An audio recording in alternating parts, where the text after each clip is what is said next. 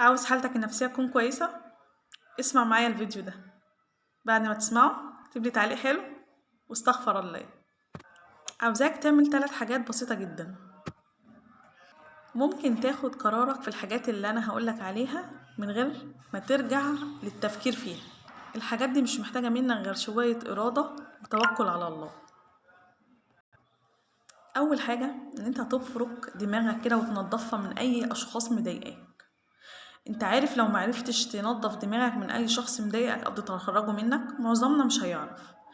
تتجنب المعاملة معاهم او تحجم معاملتك معاهم، يعني ما تعاملهمش اللي على القد. يستحسن انت ما تعاملهمش خالص. لما تقع في مشكلة رقم 2 وتحب حل للمشكلة دي، ما تروحش تنشرها وتفضحها قدام اي حد او تكلم كل الناس فيها وتقعد تعرضها للي يسوى واللي ما يسواش.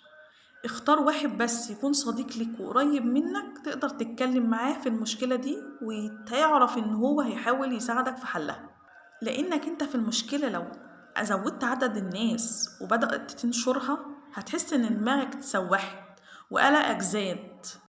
وصدقني عدد الافراد ده هتخليك تفشل اصلا في حل المشكلة، لان كل واحد هيبقى برأيه وهتتسوح وهتتشتت كمان.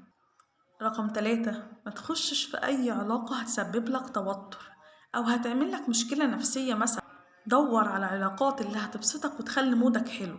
دور على موضوعات تريحك تخليك كويس جدا وحالتك النفسية كويسة وانت في سعادة.